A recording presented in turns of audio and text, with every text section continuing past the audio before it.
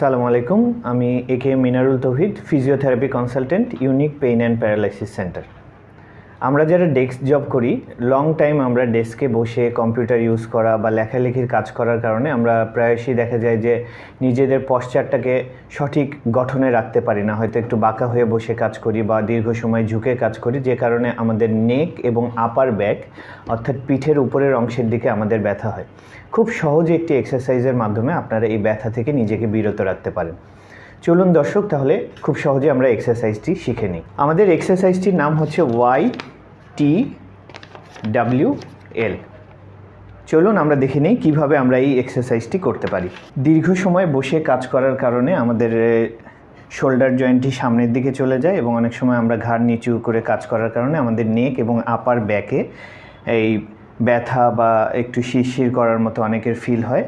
এই কারণে আমরা এই সহজ এক্সারসাইজটি করতে পারি। এক্সারসাইজে প্রথমে আমরা যেটা করব সেটা হচ্ছে ওয়াই। কয়েক সেকেন্ড হোল্ড করব, দেন আমরা আসব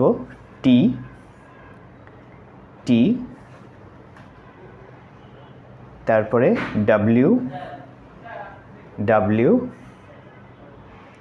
এবং এল।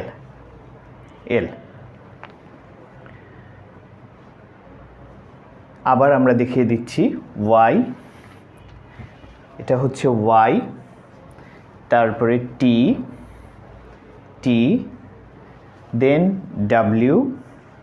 W and finally L.